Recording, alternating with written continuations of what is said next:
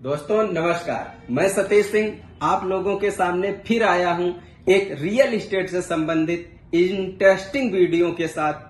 तो दोस्तों देर न करते हुए वीडियो को ज्यादा लंबा नहीं करना है और आप लोगों के साथ बहुत सारे क्वेश्चंस हैं रियल एस्टेट से संबंधित जो आपके सामने रखना चाहता हूं। और क्वेश्चन है, प्रश्न है हमारा प्रशासन से भी और आप लोगों से भी। अगर कुछ जानकारी हो हमारे वीडियो से संबंधित तो हमें बताइएगा। दोस्त आज हम बात करने वाले हैं, अभी आपने एक वायरल वीडियो देखा होगा, लखनऊ में कानपुर रोड पर बिजनौर रोड का मामला है। बिजनौर में अभी एक कॉलोनी बसाई गई है एक निजी बिल्डर्स के द्वारा और उस पर प्रशासन का बिल्डोजर चलने जा रहा है। दोस्त आप लोगों ने देखा होगा वीडियो, अगर नहीं देखा है तो हम आपको दिखा रहे हैं।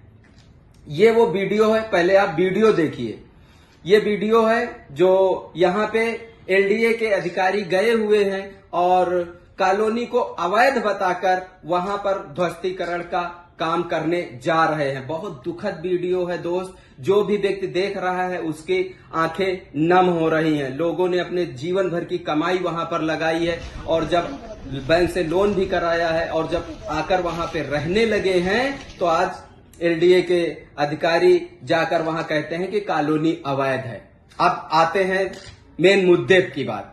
मुद्दे की बात दोस्त ये, अगर ये कॉलोनी अवैध है, इस पे बिल्डोजर चलने जा रहा है तो मेरे कुछ क्वेश्चंस हैं आप लोगों से, आप लोगों को पता हो तो बताइएगा। और प्रशासन से भी मेरे क्वेश्चंस हैं, अगर प्रशासन को पता हो तो प्लीज जरूर बताइएगा, मेरी जो भ्रांति है उसको दूर करिएगा।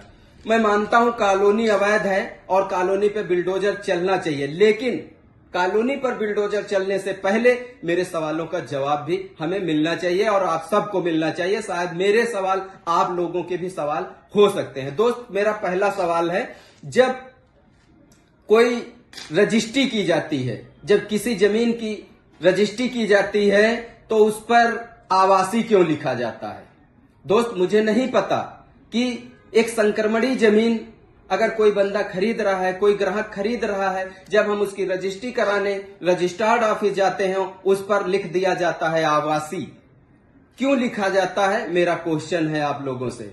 और जहां तक मेरे को जानकारी है मैं आपको बताना चाहूंगा, यदि जमीन संक्रमणी है और उसकी रजिस्ट्री स्क्वायर फीट में हो रही है तो उस पे आवासी क्यों लिखा जाता है? इसके लिए एक मोटी राजस्व की रकम वसूली जाती है, क्योंकि संक्रमणी जमीन का, अगर संक्रमणी जमीन में बैनामा होगा तो सरकार को जो राजस्व जाएगा वो 2 से 3% जाता है दोस्त हमारे हिसाब से। लेकिन जब वही जमीन आवासी में तब्दील होती है, आवासी रजिस्ट्री की जाती है, तो उसी पे जो राजस्व लिया जाता है कस्टमर से, वो राजस्व लिया जाता है 6 से 7% का।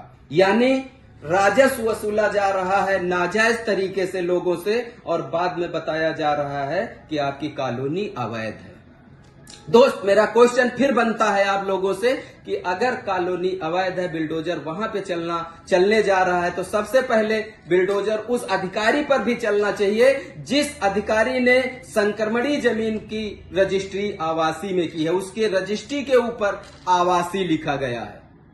अगर आप सहमत हैं तो उस अधिकारी के घर पर भी बिल्डोजर चलाए, पहले प्रशासन बाद में उन कस्टमर के घर पर बिल्डोजर चलना चाहिए। दोस्त दूसरा क्वेश्चन हमारा आता है कि जब कोई व्यक्ति रजिस्ट्री कराता है तो कहीं आम आदमी से रजिस्ट्री नहीं होती है, रजिस्ट्री करने वाला अधिकारी सरकारी अधिकारी होता है।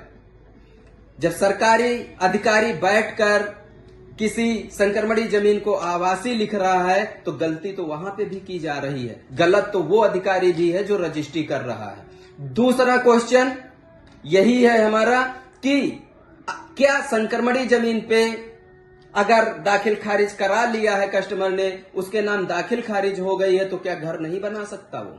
क्या कोई अपनी जमीन पे घर नहीं बना सकता है? कितने लोग, इस पूरे लखनऊ की 80% आबादी इसी तरीके से दाखिल खारिज के प्लाटों पे बनाकर अपना आवास रह रही है। लेकिन क्वेश्चन आता है फिर बिल्डोजर की कार्रवाई कहीं कहीं पर ही क्यों?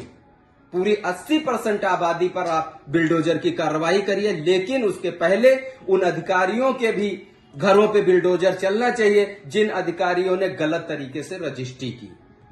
दूसरा क्वेश्चन आता है, आपने देखा होगा न्यूज में जो सोशल मीडिया पर वीडियो वायरल है, उसमें उसी प्लाट पे उन लोगों ने लोन भी ले रखा है जिन कस्टमर ने वहां पे घर बनाए हैं। अब लोन करने वाला अधिकारी या लोन करने वाली बैंक का कर्मचारी भी सरकारी आदमी है, तो जितना वो जिम्मेदार है एक कस्टमर, जितना बड़ा जिम्मेदार है एक कस्टमर की उसने गलत प्रॉपर्टी ली, अवैध कॉलोनी में प्रॉपर्टी ली, उतना ही जिम्मेदार वो अधिकारी भी है जिसने उसकी रजिस्ट्री की, जिसने उसके प्लाट पर उसको लोन दिया। लोन करने वाला अधिकारी भी सरकारी कर्मचारी है। अगर उन लोगों ने लोन कराया है तो उस लोन करने वाले अधिकारी के घर पर भी आप बिल्डोजर चलाइए। मेरा प्रशासन से सवाल है कि उनके घर पर बिल्डोजर क्यों नहीं? केवल एक कस्टमर, एक उपभोक्ता जिसने रजिस्ट्री कराई सरकारी कार्यालय से, लोन लिया सरकारी विभाग से, और उसके बाद कार्यवाही हो रही है केवल उसी के घर पे, ये कहां का इंसाफ है? मेरा प्रशासन से सवाल है और आप लोगों से भी सवाल है। अगर आप लोगों को इसके जवाब पता है तो प्लीज मुझे कमेंट में जरूर बताएं, और अगर नहीं पता है तो इस जवाबों को जानने के लिए हमारे वीडियो को आप शेयर करते जाइए जब तक हमारी बातों का, हमारे सवालों का जवाब हमको नहीं मिल जाता है।